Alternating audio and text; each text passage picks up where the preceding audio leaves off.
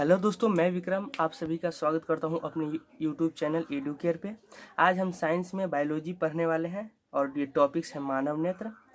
मानव नेत्र में ये कौन सा पार्ट कैसे है, सब के बारे में हम विस्तृत चर्चा करेंगे। इससे पहले कि हम देख लेते हैं ये पार्ट आँख में होता कहाँ है, तो मैंने ये आँख का जो है वो मानव आई का ये फिगर ड्रॉ किया। ये फिगर ड्रॉ करने के बाद मैं बता रहा हूँ कि सबसे पहले ये जो गोलाकार भाग है, गोलाकार भाग ड्रॉ करके यहाँ मैंने ये फिगर बनाया, फिर आगे ये ड्रॉ किया है। लेकिन इसमें आप देखते हैं कि कौन सा पार्ट को क्या कहते हैं। तो ये आगे जो गोलाकार भाग ये बीच में दिख रहा है, ये लेंस कहलाता है। लेंस के आगे जो आगे भाग होता है, बीच का भाग नेत्रोद कहलाता है। इस नेत्रोद में जेली टाइप भरा रहता है, जिसे नेत्रोद कहते हैं। आंखों के बीचों बीच एक काला होता है, जिसे पुतली कहते हैं। पुतली के नीचे परितारका होता है, जो इसके साइज को उजला भाग होता है, इसके साइज को नियंत्रित करता है छोटा बड़ा करने में। इसके नीचे परितारका हो गया। कॉर्निया सबसे नीचे, इस आगले भाग जो होते हैं वो ये वाला कॉर्निया कहलाते हैं, ऊपर वाले भाग। इसमें लेंस को जो रोक के रखता है ये क्या है, कचाव द्रव है। कचाव द्रव में जो रोक के रखता है लेंस को, उसे पक्षमाभी पेशियां कहते हैं। इस लेंस द्वारा जो प्रतिबिंब बनता है पीछे, इसे दृष्टि पटल या रेटिना कहते हैं।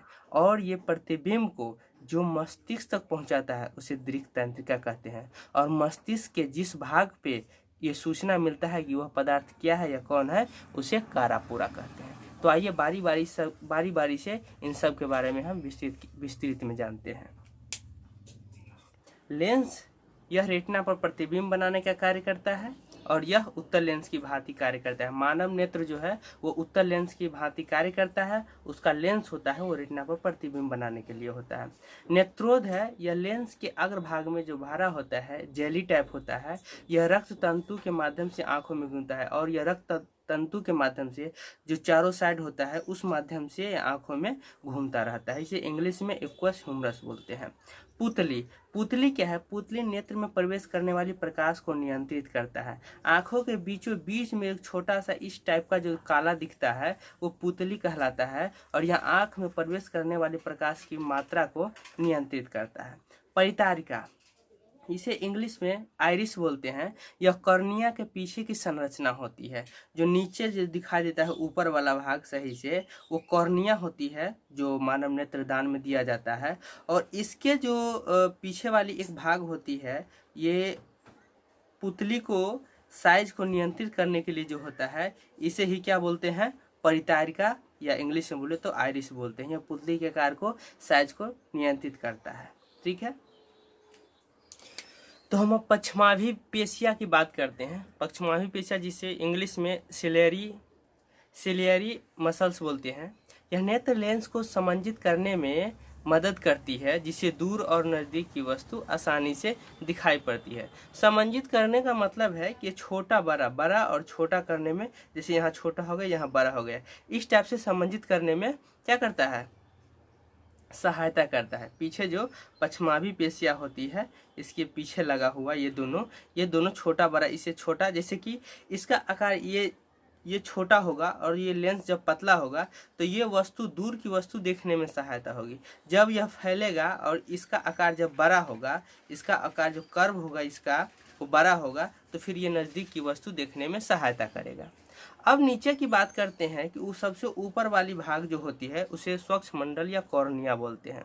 नेत्र लेंस में जिसके माध्यम से प्रकाश पहुंचती है उसे कॉर्निया कहते हैं। ये पीछे जो लेंस होती है, यहाँ पे लेंस होती है और इससे ऊपर वाले भाग से होकर प्रकाश प्रवेश करती है, तो इस ऊपर वाले भाग को कॉर्निया या स्वच्छमंडल कहते हैं। अगर आँख किसी का खराब हो जाता है, कोई व्यक्ति दान करता है, तो उसका यही भाग उसे दान दिया जाता है। दीर्घ तंत्रिका जो होती है, यहाँ एक पीछे ऐसा भाग होता है जिसमें कई पेशियां निकला हुआ होता है, तंतु टाइप का। इसमें दो प्रकार के, एक शंक्वाकार और एक बेलनाकार तंतु निकला होता है। इसका काम है जो मानव नेत्र किसी वस्तु का यहाँ प्रतिबिंब बनाया, उस प्रतिबिंब का सूचना देना मस्तिष्क को। मस्तिष्क के कारापोरा नामक भाग होता है, उस भाग को सूचना देता है कौन? ये दीर्घ तंत्रिका प्रतिबिंब का सूचना देता है। इसमें दो प्रकार, शंक्वाकार और बेलनाकार तंतु, दो प्रकार के तंतु होता है। ठीक है।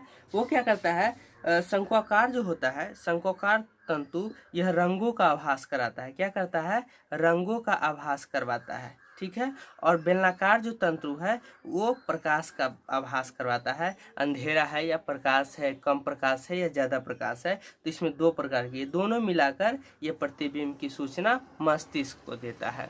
तो आँख की जो संरचना था आप अच्छी तरह से समझ गए होंगे। आप चाहे तो वीडियो को रोककर इसे नोट भी कर सकते हैं।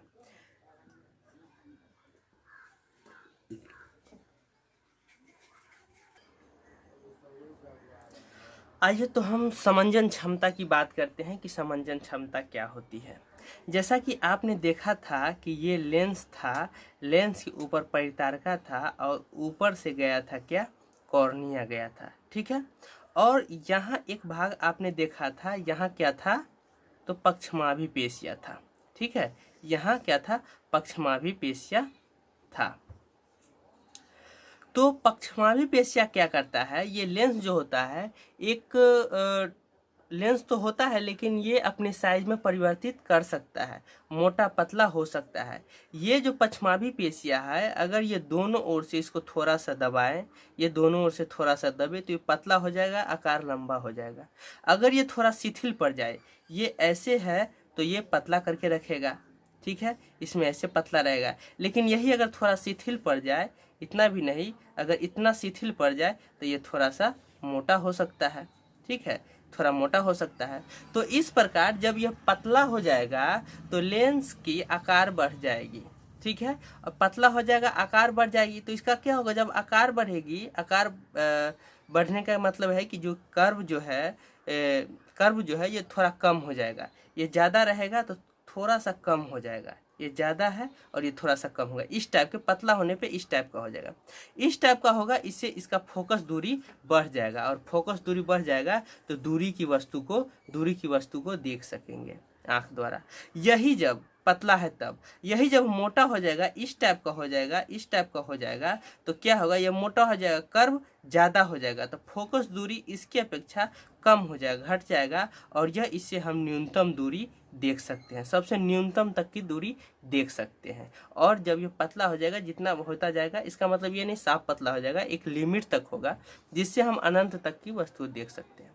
तो ये क्या है कि आँख की समंजन क्षमता क्या है, आँख की वह क्षमता जिससे हम किसी वस्तु दूर रखे या निकट रखे वस्तु को देख सकते हैं, जिस क्षमता के कारण उसी को समंजन क्षमता कहते हैं। दूर रखे वस्तु या फिर निकट रखे वस्तु को आँख के जिस क्षमता के कारण हम देख सकते हैं उसे समंजन क्षमता कहते हैं। लेंस की वह क्षमता जिसके कारण नेत्र लेंस अपने फोकस दूरी को समायोजित करते हैं, मतलब समायोजित कहने का मतलब वह अपने आप परिवर्तित करती है, वह अपने क्षमता से, उसे ही समंजन क्षमता कहते हैं। नेत्र लेंस की वह क्षमता जिससे लेंस अपनी फोकस दूरी को समायोजित करती है उसे समंजन क्षमता कहते हैं। चाहे तो आप देख लीजिए, लिख देता हूँ। नेत्र लेंस की वह क्षमता जिससे फोकस दूरी समायोजित होती है समंजन क्षमता कहते हैं। विस्तृत मैंने बता दिया कि दूर और निकट के वस्तु को देखने के लिए जब पतला या मोटा होने पे इसका जो फोकस दूरी चेंज होगा उसे ही समंजन क्षमता कहेंगे, ठीक है। तो अब हम एक और बात करते हैं, थोड़ा सा एक बात कर ले कि मानव के दो नेत्र होते हैं, ठीक है। मानव के दो नेत्र होते हैं, एक ही नेत्र क्यों नहीं होते हैं, एक ही आँख क्यों नहीं होते हैं। तो एक ही आँख से हम 150 डिग्री तक देख पाते हैं। कहाँ तक देख पाते हैं, 150 डिग्री तक। लेकिन दो आँख के बाद हम 180 डिग्री तक देख पाते हैं। क्या होता है, जब आप आँख बंद करेंगे तो 150 तक देख पाएंगे, ये 101 आँख से ये 150 तक देख पाएंगे। लेकिन जब ये आँख दो आँख होगी तो 150 तक ये 15 डिग्री इधर भी आप बढ़ जाएगी दूसरे आँख से, और इस आँख से 15 डिग्री इधर बढ़ जाएगी, ठीक है। जैसे दाहिने आँख से देखा मैंने तो यहाँ तक तो मुझे दिख रहा है, लेकिन ये यहीं तक दिख रहा है। और बाएं आँख से क्या है, यहाँ तक तो बाएं आँख से क्या होगा, ये यहाँ तक तो दिख रहा है लेकिन ये यहाँ तक ही दिख रहा है। लेकिन दोनों एक साथ देखने से इसकी दूरी बढ़ जाती है, प्लस में लंबाई, चौड़ाई और ऊंचाई में भी वृद्धि हो जाती है। इसलिए हमारे पास दो आँख होते हैं मानव नेत्र के। 150 से ये 180 डिग्री तक लगभग देख पाते हैं। अब एक चीज़ और है कि कुछ जानवरों के आँख जो होते हैं वो 360 डिग्री तक देख पाते हैं, या फिर लगभग 270 डिग्री से ज़्यादा देख पाते हैं। ये कोई जानवर है, इसके दो नेत्र होते हैं, एक इस साइड और एक उसके उस साइड। मतलब यहाँ तक 180 तक देख पाते हैं, उस साइड से 180 तक देख पाते हैं। तो वो लोगों से, व्यक्ति से, मानव से ज़्यादा देख पाते हैं। कुछ पक्षियाँ भी है, कुछ क्या मैक्सिमम पक्षियाँ हैं जो मानव नेत्र से 180 से ज़्यादा देख पाते हैं। तो इस प्रकार हम आज मानव नेत्र के बारे में, उसके भाग के बारे में, उसके पार्ट के बारे में और समंजन क्षमता के बारे में मैंने समझा। अब अगले वीडियो में हम आँख से संबंधित जो दोष होते हैं, जो प्रॉब्लम्स आते हैं आँख में, कि दूर के वस्तु नहीं देख पाते हैं, निकट के नहीं देख पाते हैं। कुछ ऐसे लोग होते हैं दूर और निकट के दोनों नहीं देख पाते हैं। तो इसके बारे में हम नेक्स्ट वीडियो में चर्चा करेंगे। आज तक के लिए इतना ही। धन्यवाद। जय हिंद।